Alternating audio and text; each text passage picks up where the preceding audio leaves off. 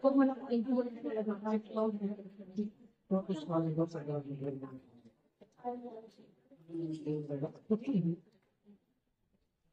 sumayang na. Alam mo, ayaw ko sa nakasapart, yung parang ngayon,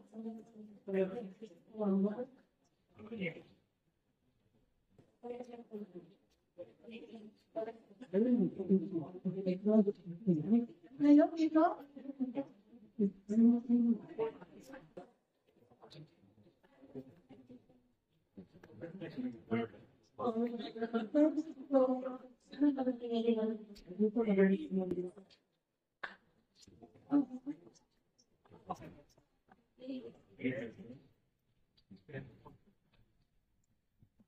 Paano Ikaw pag pinakialaman ko, kaya lang hindi pa isa. Sinabi na bawal po ako magpadala. Hindi ako, yung examiner. May examiner po Yung isa. po ako kasi yung pinupoint nila sa akin, bawal magpadala. Hindi padala, yung magpapadala, hindi yung... Opo, yung magpadala yung kamag-anak. Bawal daw po yun. Kasi doon po daw sa declaration na inano ko, ako ang nakapirma. Dapat daw po, yung sa akin lang na nanggaling, ang dadalhin po. Culture po natin mga Pilipino yung dalhin mo yung may pagpapadala sa'yo para iabot nila sa pamilya nila kasi hindi sila nakakauwi. Isasabay nila sa'yo. Ito, Yun po kasi siguro ang pagkakaintindi is that, di ba, tinatanong tayo niyan palagi kahit ng airline. Tayo ba mismo nag-impake na Hindi po kasi ganun yung pagka nila sa akin nung time na yun. yung pinapaliwanag na, if I can finish. Okay po. Pwede po. Tapos yung, para makakaro lang natin yun. Siguro ang punto lang din ng natin ng examiner is that, pinapaliwanag sa iyo na hindi naman nasa bawal yung magpadala ng Ganito po kasi yan. Ang sabi po kasi, nung chinek po yung gamit ko, tapos iPhone yan, 100,000 yan. Tapos sabi ko po, ay, pinadala lang po to sa akin. Sabi po niya, at saka hindi po to 100,000, iPhone Pro 12 lang po to. Tapos ako po ang umano niyan, pumili online, gamit yung credit card ko kasi po, nangutang sa akin yung nagpadala. Yun po ang sinabi ko. Kasi po, inaano po nila na 10,000 lang daw po ang pwedeng bitbitin.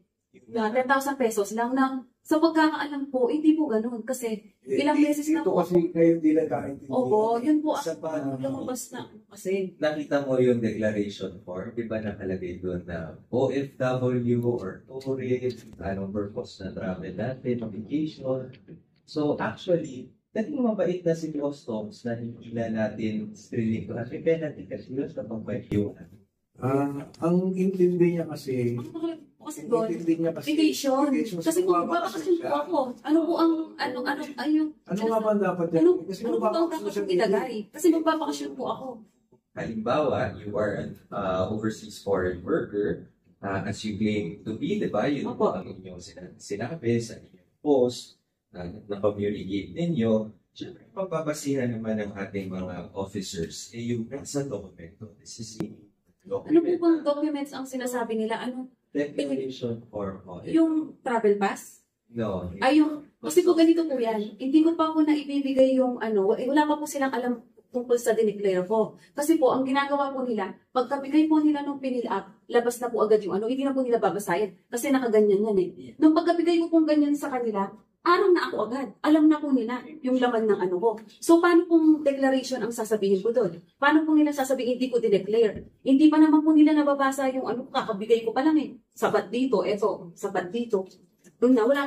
Nung pa nga, hinanap pa nga nila kung asan yung declaration ko, ano yung pangalan mo? Ano yung apelido mo? O, di po ba? Tapos sinasabi na, hindi ko po daw dineclare yun. Yun po ang sinasabi ko. Pero in your declaration form na meron tayong kopya, Opo, lahat po yun. Kasi check lang naman po yun kung yes or no. Lahat po yun yun. Kasi, ang alam ko po, dalawang po lang yun na hindi naman po ang kakaalam ko po, hindi lang po 10,000 ang Okay. Wala po kami alam na gano'n yung... Ito hindi natin sinasabi na bawal, meron huwag mong makasamain kung ginagawa ng mga empleyado ng gobyerno natin. Trabaho nila. Kasi sila naman din yung mananagot kapag they don't follow the protocol. In this particular instance, at ulitin ko lang, no, sa totoo lang, naging matulungin ang ating customs officers. We could have been very strict about it. Yun na lang sa mali na pagdeklara. Nandun mo sa baba ang mga penalties doon. Sasabihin ko lang po kung ano talaga, it's fact. Illegal po yun, na hindi po tama ng ating pagkakabiglara.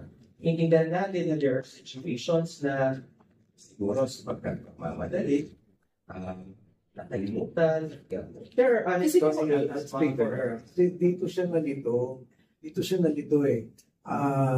Hindi maliwanag sa kanya na yung doon sa papasok sa 150. Di ba? Kasi nga nilagay yung vacation kasi siya ay magbabakasyon dito dahil Babalik po. babalik siya Bakasyon na. po. Kaya vacation, ano po ang pipiliin nyo doon na ganito? Tinatabigan. Pipiliin nyo doon na Ano nga daw? Okay, ang ano kasi doon, ang sa tax treatment talaga, hindi mo yung purpose ng travel. Hindi, ano nga yung nalagay na Ano? kasi ang mukhang nagkaroon ng misunderstanding kung ano yung magiging status niya. Kasi papasok siya doon sa 150, di ba? Hindi po doon yun yung Saan ba? kung vacation or ano yung purpose. Saan ba? Saan ba? Whether we are a W or we are a tourist, yun po ang nagko-control kung ano. So, hindi niya tourist. doon tayo Control kung ano. So, hindi Hindi po ako tourist. hindi niya doon tayo nagkaroon ng But misunderstanding. ang sinek mo kasi, Vacation. yes, Ano yun? resident, hindi Eh, OFW. lahat naman po na may contract sa ibang bansa, residence po yun. Dito lang tayo, Tourist po dito kayo, lang tayo hindi residence po kasi. nagkakaintindihan eh. May bangso kasi na ano. Sir, ganito lang. Kasi I think it's useless to talk about it. Right. Let me explain. Nandito kasi siya. Kasi nga, ang intindi niya, residente siya rito. Kaya nilagay niya resident. Oo. So, anyway. So, we'll help in the dissemination. That's good. Oo, nandito naman no, partners ng Bureau of Customs at ano, pero sana in the future, I don't think, no, prangkahin na lang din kita, hindi ko siguro tama din yung iyong nagawa na you will do that to customs officers, no? Alam mo ba na marami sa kanila na exposed to harm, no, threats, pareha lang naman tao din yan, no? At bilang pinuno nila dito, I will tell you, parang masakit din sa akin yung gano'n. Pero part of public service yun, okay lang, no problem. I explained Hindi that to namin her. aanuhin yun, pero sana let's give a little bit of space naman, no? To basic, ano ba, yung naunawaan namin Opo, kayo. pero kayo din sana din po, paunawaan din po nila kami. Walang Na problema. kaming mga dumarating, kaming mga OFW, yung paghihirap namin doon. Tapos siyempre, sa culture na po natin, sa mga nababalitaan na natin. Oo. Siyempre, nasa utak na po natin yung gano'n. Yun yung ina-explain. Oo, doon Like, po. ito, aside, hiningan nyo naman din ako ng recommendations. Naiintindihan ko naman ng pag-i-implement eh. Kaya ako nagsasuggest ng messaging. Like, for example, yung pagbawal, di ba? Bawal. Yung ano daw, yung pagbumukas. Opo. Okay, naiintindihan ko yun. Alam niyo, mas madali niyo maintindihan ko sasabihin kung lalapit ka, may problema po ba? Diba? Kasi mag-iiba yung Ano po yung mag-iiba yung buong nag-ano ka doon, yung mapapahiya ka. Ma'am, bawal magbukas ng ano dyan, tapos ang daming tao. Yun, doon po nag-start eh, nung So, again, doon po nag-start yung ano ko, kasi alam ko na po na doon pa lang, umpisa pa lang. Tapos nung ando na po sa may pagpipila ng ano, nakapila na po ako dito sa may left side, pinapapila niya ako doon sa marami namang pila, eh dito iisa na lang. Diba?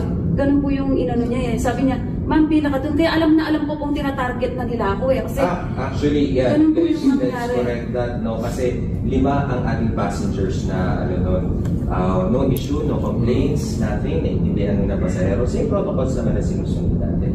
We do not target anybody kasi hindi naman po natin talaga kilala yung mga individuals na dumarating. Libo po yan, araw-araw.